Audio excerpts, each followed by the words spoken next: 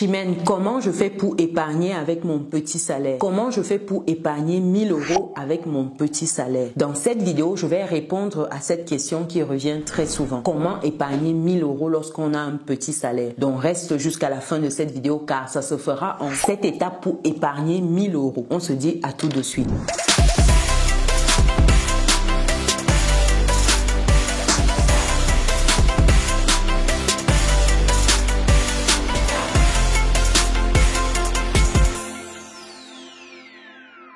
Bienvenue de nouveau sur Business et Réussite, la chaîne qui te permet de muscler ton mindset et tes finances. C'est quelque chose qui te parle, rejoins-nous, clique sur les boutons, active la cloche, partage autour de toi. Si c'est la première fois sur cette chaîne, je suis Chimène Nana, je suis maman, je suis entrepreneur, je suis investisseuse et j'accompagne les personnes qui souhaitent également investir. Donc si c'est ton cas, tu souhaites avoir des revenus complémentaires, tu souhaites rendre ton autonomie financière, tu souhaites investir sur les marchés financiers, en immobilier en Afrique, tu peux me contacter en allant sur business-et-réussite.com, onglet prendre rendez-vous, c'est gratuit. Et si tu souhaites rejoindre le club privé des résilients où on investit ensemble, on réseau, on parle de mindset, de livres, quand tu es sur business-et-réussite.com, c'est l'onglet Académie. Pour finir, il y a également ce livre qui est disponible, Vivre et réussir en France, un livre qui prépare à immigrer sereinement en France. Et lorsque ça fait un moment déjà qu'on est sur le territoire, ce livre vous accompagne dans la gestion de vos finances, la bonne gestion de vos finances. Parce que beaucoup de personnes pensent qu'elles gèrent bien leurs finances et pourtant, non, non et non. Donc, dans ce livre, vous avez les clés pour bien gérer vos finances. Vous avez les clés pour bien investir, savoir où investir, comment investir et comment sécuriser ces investissements-là, défiscaliser. Vous avez les exemples de personnes qui ont atteint les objectifs qu'elles s'étaient fixés pour vous montrer que c'est également à votre portée. Je vais mettre le lien pour obtenir votre exemplaire du livre dans le descriptif de cette vidéo. Et pour finir, lorsque vous êtes de passage au Cameroun, dans les villes de Douala, Yaoundé et Bafoussam, nous proposons des logements meublés. Contactez-nous au travers des numéros qui s'affichent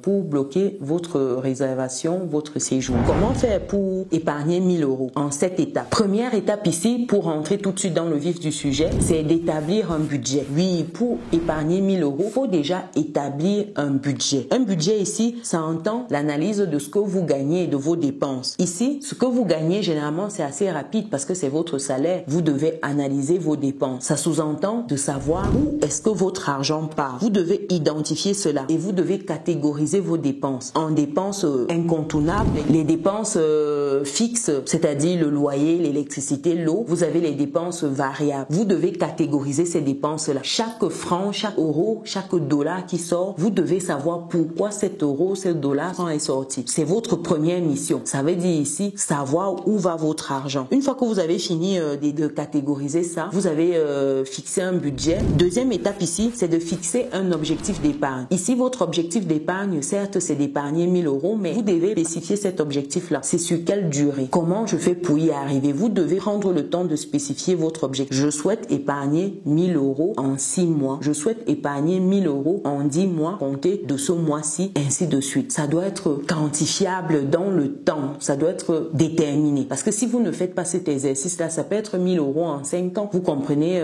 qu'ici, c'est un objectif qui n'est pas intéressant parce que ça ne va pas vous stimuler. 1000 € sur 5 ans, ça veut dire que vous faites 200 € tous les ans. Non, c'est pas intéressant. Donc ici, vous devez prendre le temps de fixer un objectif d'épargne. Et cet objectif doit être réaliste, ça doit être atteignable. Vous ne pouvez pas vous dire que je vais épargner 1000 € en 3 mois. Pourtant, vous gagnez par exemple 1500 €. Soyons sérieux. Si vous gagnez 1500 € par exemple et que vous vous dites je vais atteindre cet objectif en 3 mois, à moins que vous n'ayez des dépenses que vous pouvez compresser drastiquement, ce sera difficile de mettre 1000 € en 3 mois parce que ici ça va vous demander de mettre 333 € et quelques tous les mois. Or si vous avez des dépenses qui dépassent 1500 €, ce sera très difficile d'atteindre cet objectif. Par contre, si vous vous dites quand je finis d'établir mon budget, quand je vois ce qu'il y a comme épargne, etc., je me retrouve dans les 200 € que je peux dégager. Là, vous vous dites 200 € en 5 mois, j'ai mes 1000 €. Si vous parvenez à être à 300, ça vous fait un peu plus de 3 mois. Pourquoi pas? Mais l'objectif doit être ici réalisable. Le souci, c'est que lorsqu'on a un petit revenu et qu'on a beaucoup de charges, c'est difficile, mais vraiment difficile de sortir 300, 400, 500 euros dessus. Parce que souvent, c'est un touche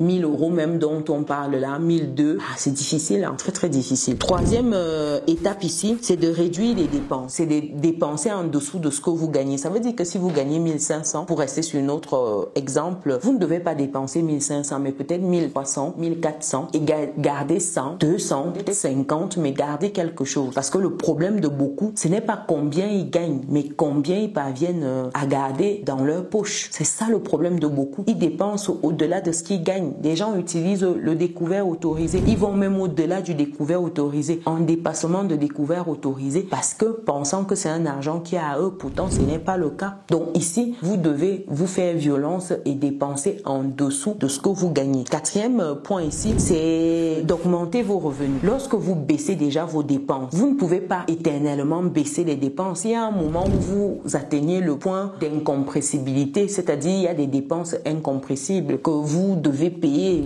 un minimum quand même. À un moment, vous devez vous loger. Donc, disons que vous avez quitté un logement où vous étiez à 600 pour un logement de 300. Allez, vous passez même à 200. Mais à un moment, vous ne pouvez pas faire mieux parce que vous devez quand même payer un logement. Vous n'allez pas aller dans la rue rester. Donc, ça fait que quand vous baissez drastiquement, vous trouvez des alternatives.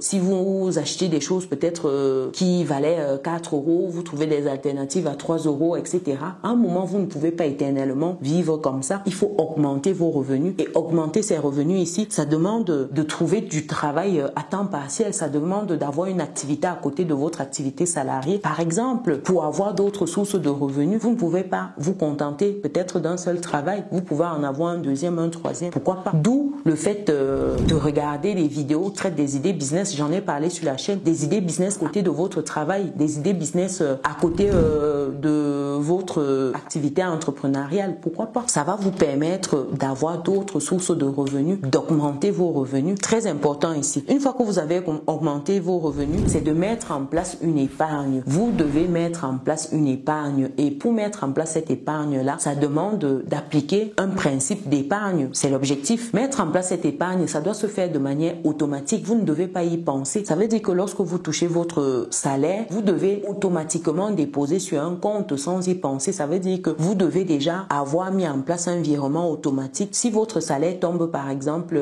les 25 du mois, au 28, 29, vous avez déjà mis ce virement en place et ça rend automatiquement, ça dépose sur le compte d'épargne et ça vous évite d'y penser, de savoir que c'est fait, c'est fait. Parce que quand vous devez le faire vous-même, je vous assure qu'il y a de fortes chances que vous ne le fassiez pas. Au début, vous serez peut-être sérieux, mais ce sera difficile. Or, quand vous n'y pensez pas, allez, ça se fait automatiquement, ça passe crème. Donc, c'est très important. Sixième point ici, c'est de suivre vos progrès. Vous devez analyser votre tendance, voir si vous vous en sortez, s'il y a des points à ajuster. Si par exemple, lorsque vous établissez votre budget, côté repas, vous dépassez souvent, côté sortie, etc., comment vous pouvez ajuster ça? Parce que ici, l'objectif, c'est que votre budget tienne en fait. Et si besoin, vous l'ajustez. Le problème, c'est que vous ne devez pas faire quelque chose de drastique au début. Vous tenez 1, 2, 3 mois et après, vous retombez, vous replongez et ça, ce sera grave. Non, faites attention ici. Vous devez faire des choses progressives. C'est vrai qu'il y a ceux qui sont dans la team de l'extrême une fois, mais tenir. Le véritable danger ici, c'est de ne pas tenir sur la durée. Donc ici, vous devez suivre vos progrès, analyser, célébrer les petites victoires, vous récompenser. Donc vous devez avoir cette petite ligne-là de récompense. Ça peut être des petites choses. Hein. C'est pas de dire que, ok, je viens d'épargner 1000 euros, allez, je m'offre un billet d'avion de 1500 euros en rajoutant le découvert autorisé. Non, c'est pas ça. C'est de vous dire que quel est le petit deal que je peux m'offrir justement pour me maintenir stimulé. C'est ça en fait, se récompenser pour des petites victoires.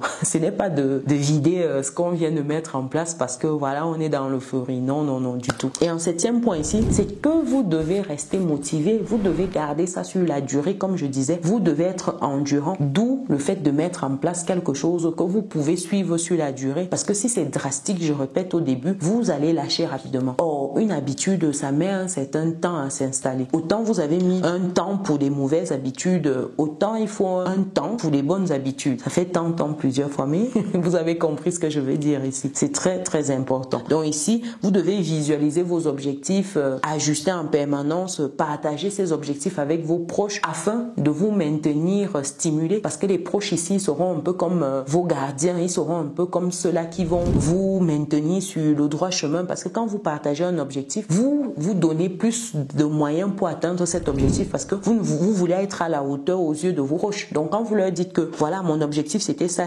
ils vous aident à rester sur la bonne voie. Par exemple, quand vous partagez votre objectif de perte de poids ou de manger plus sainement, quand vous allez au restaurant avec votre pote, avec votre ami, vous voulez commander une pizza, il dit attention, tu avais pas dit que tu devais faire attention à ce que tu manges. Pourquoi tu prends une pizza? Et pourquoi pas un plat un peu plus light, une salade ou quelque chose de moins lourd, moins gras? Et là, tu te dis, ah d'accord. Votre ami, c'est un peu l'extension de votre conscience quand la vôtre baisse de volume.